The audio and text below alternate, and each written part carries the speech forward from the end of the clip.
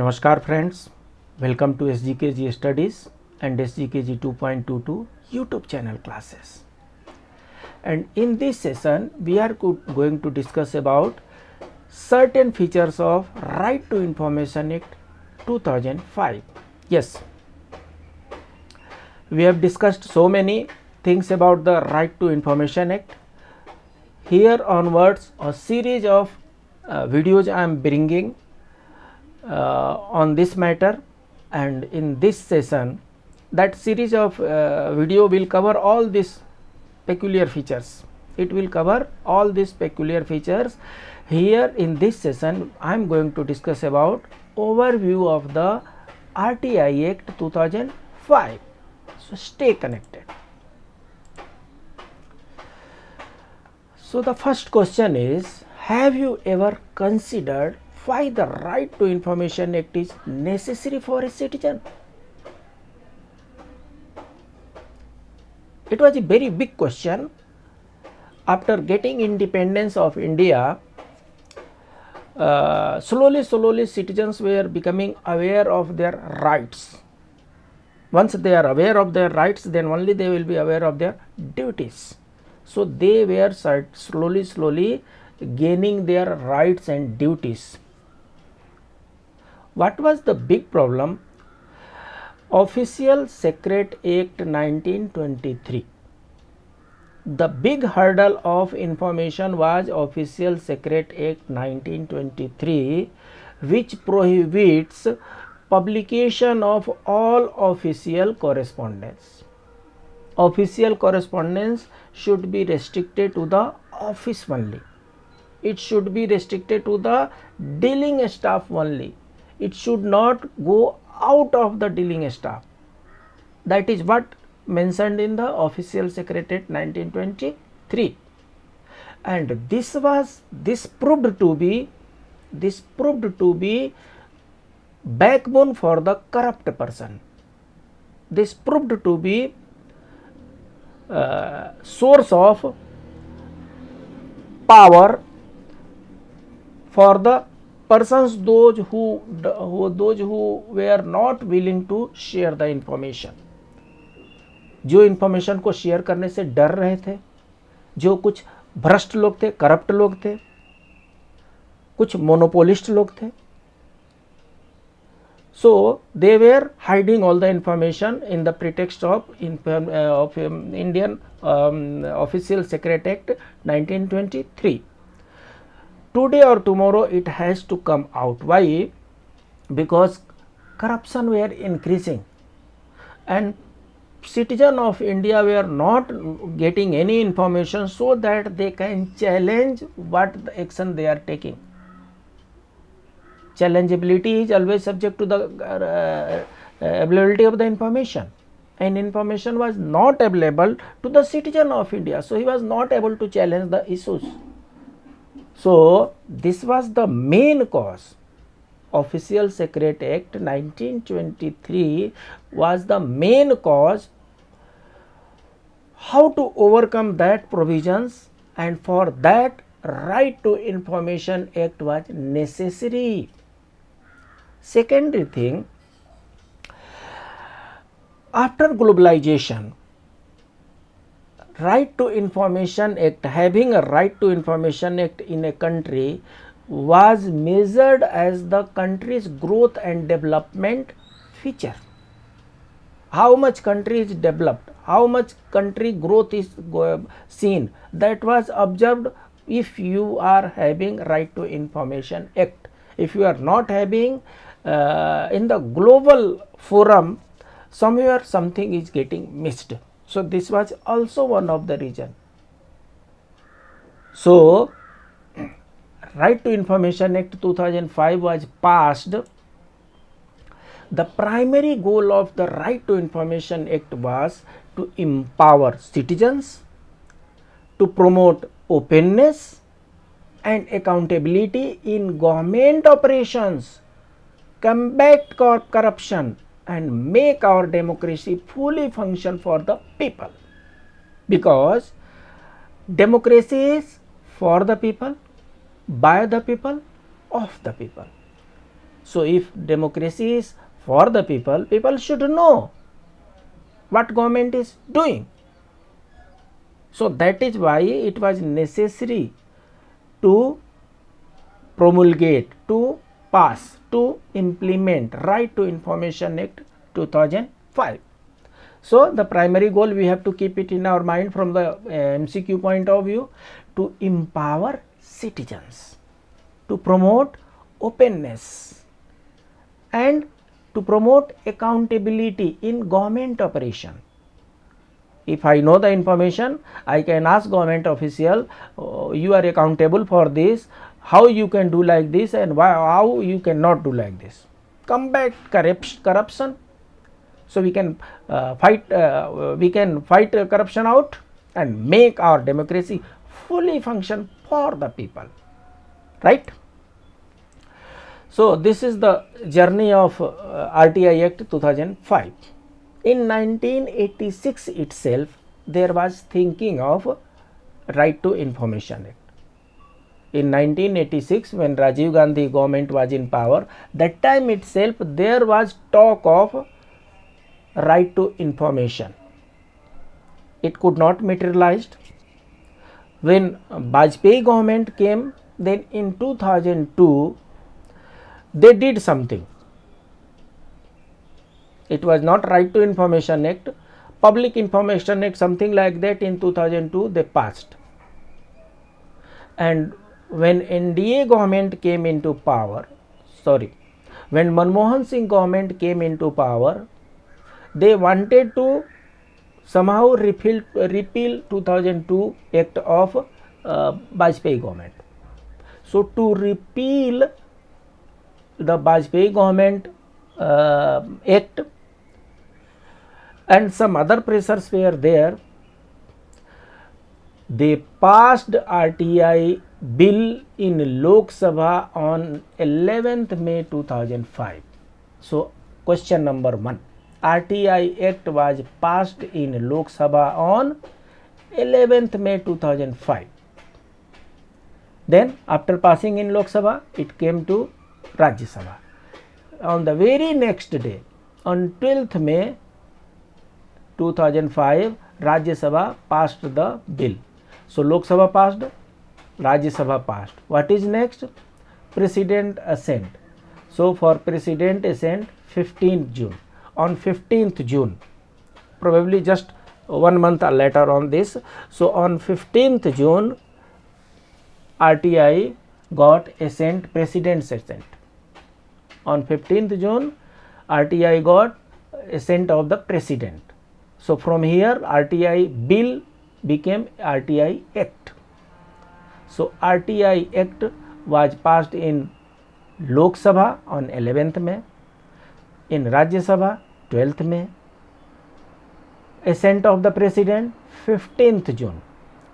But the thing is, for implementation of RTI, certain infrastructure improvement was requirement. Without infrastructure creation, without infrastructure improvement, RTI implementation was not possible. So for that purpose, 120 days, 4-month time was given to all government departments. 4-month time was given to all departments, government departments, to prepare for following up of the RTI Act. And in this way, it came into effect from 12th October 2005. So this is the journey which started 11th May, 12th May, 15th June, and finally it came into operation from 12th October 2005. Why this 120 days were required? Because within 120 days, all government data were asked to digitalize, to keep it, to store it, to appoint PIO, CPIO, CIC. There were so many infrastructure improvements were required. For that 120 days it took to come into effect, right? since it took almost 120 days, 4 months to came into force, so we must know what is the objectives of the RTI.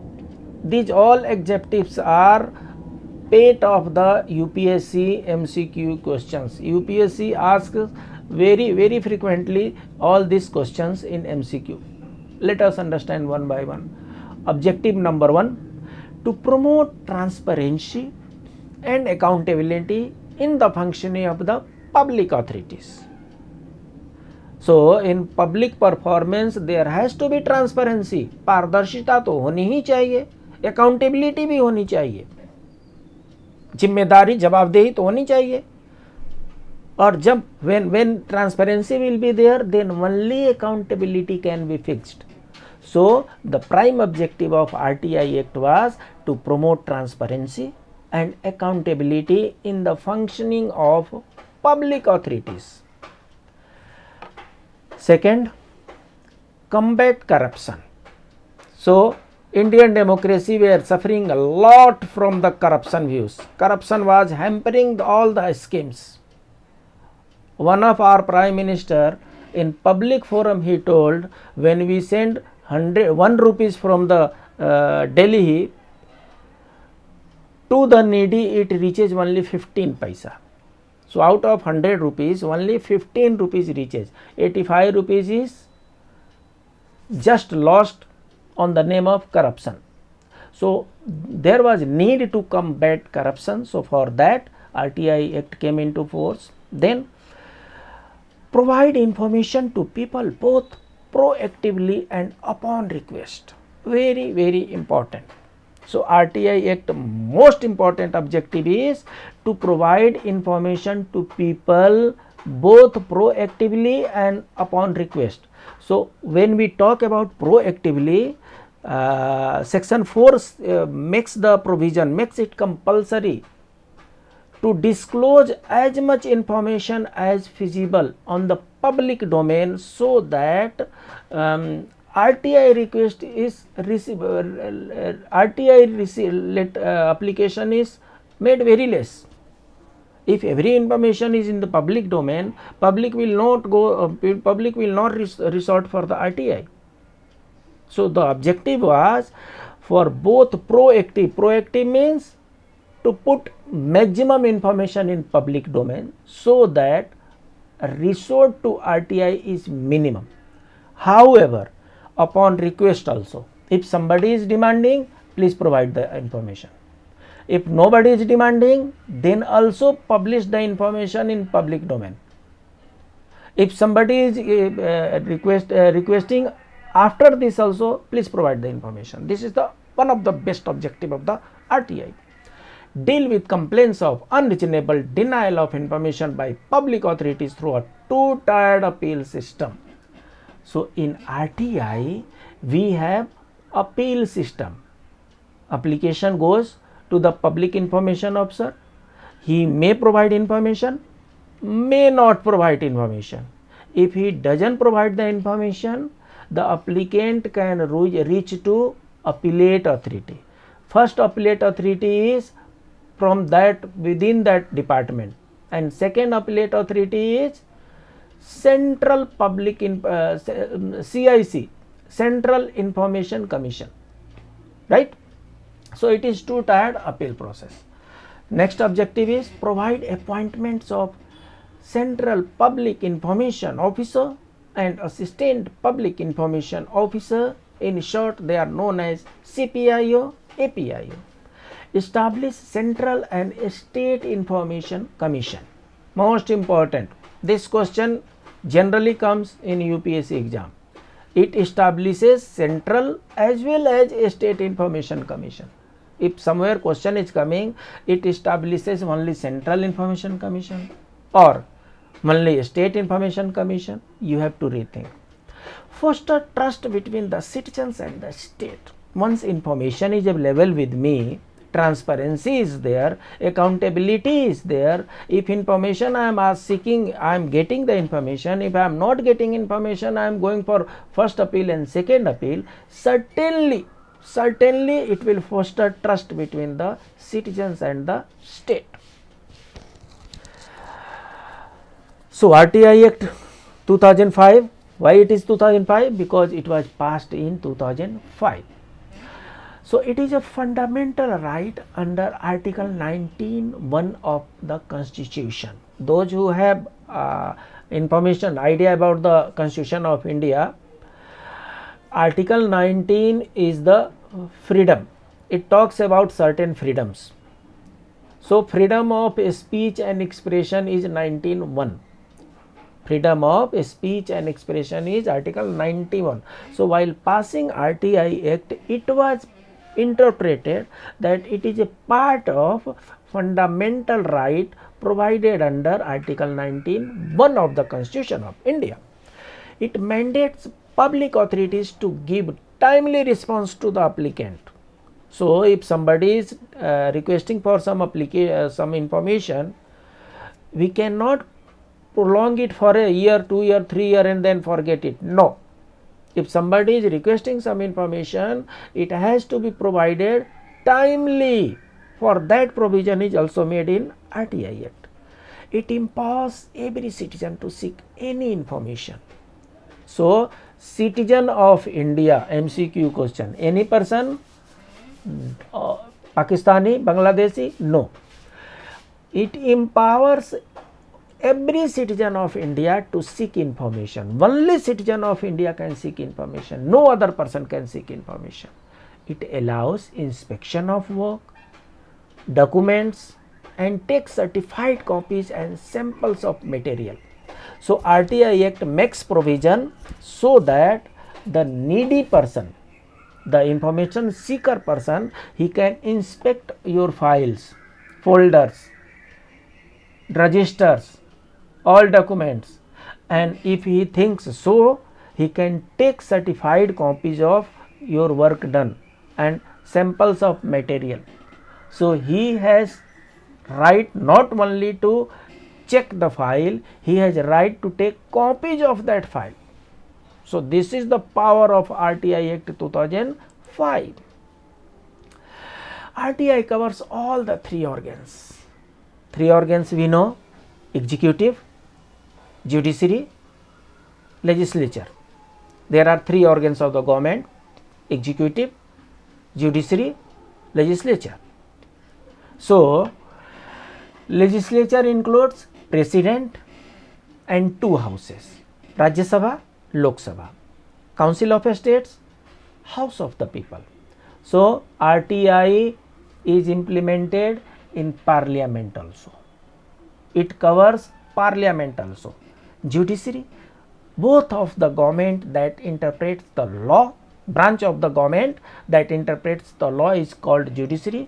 System of courts that administer justice in the name of the sovereign or state. Judiciary is also covered under RTI. So please don't think that judiciary is not covered. Then executive, branch of the government exercising authority and holding responsibility for governance of a state and enforce the law.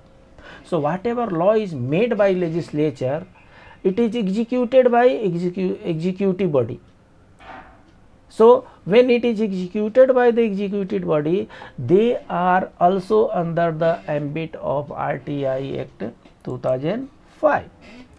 Key terms related to RTI Act. So in RTI, we will very frequently be dealing with information, public authority, records, right to information. Let us understand one by one.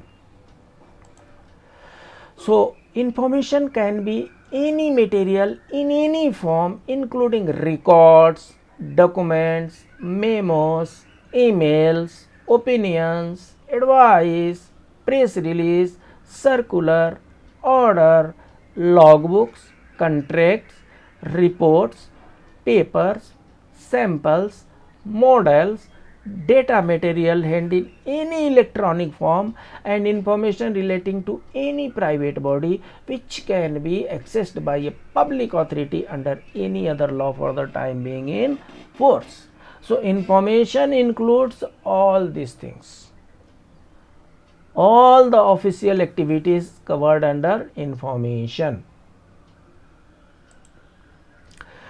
Public authority, An authority or body or institution of self-government establishes or constituted by or under the constitution. Who are the public authority? They are established or constituted by or under the constitution.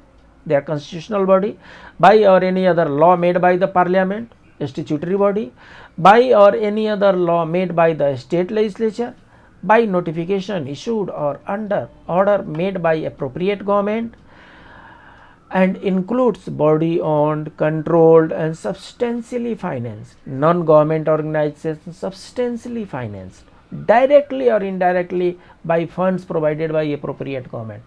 So wherever government provides fund, where whatever the agency name they may be, if they are getting government fund, they comes within the purview of public authority as far as RTI Act is concerned.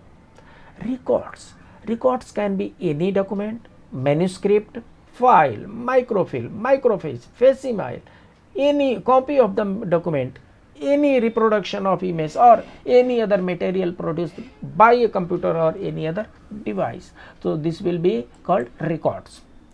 Right to Information Act. Right to Information Act includes inspection of work, document and records, taking the notes, extracts or certified copies of documents or records, take certified samples of material, obtain information in the form of diskettes, floppies, tapes, video cassettes or any other electronic mode or through printout. So RTI Act enables us to do all these things, and public authority is bound to provide this information. There is no second option. So whatever we have discussed, for that MCQ. When did the President sign the RTI Act 2005? So if you recollect, first it was passed in by Lok Sabha on 11th May, by Rajya Sabha on 12th May. It came into force on 12th October and it got President assent on 15th June. So 15th June is the correct answer for this question. Which of the following statement is not true about the RTI Act 2005? Very tricky question. Like this, UPSC makes the questions. We will understand which are the statements true. It is not true. Otherwise, what I will think? Fights corruption, true. Promotes transparency, true. All the above is not applicable here. So what is not true? Establish only a state information commission. That is wrong. It establishes Central Information Commission also. A branch of government is in charge of enforcing the law. What kind of branch can this be?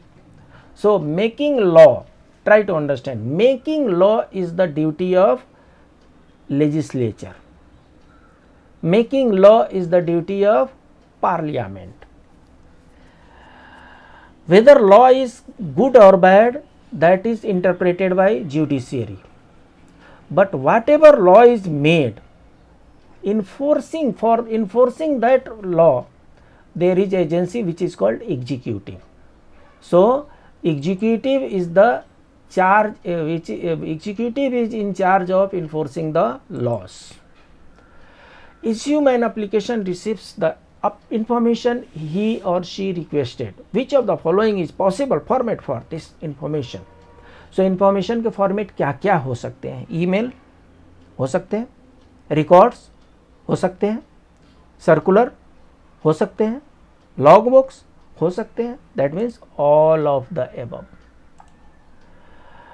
So in this way we learnt systematically certain features of the RTI. This process will continue. I am going to make many videos on RTI so that nothing is left. It is useful for the examination purpose also. It is useful for the creating awareness also. We all are responsible to create awareness among the society. So please keep on revising. This is your own YouTube channel SGKG Studies. Please like, subscribe and share to your near and dears. And this is your another YouTube channel SGKG 2.22. Here only I am going to upload RTI. So RTI Act is uploaded here. Please do like, subscribe and share.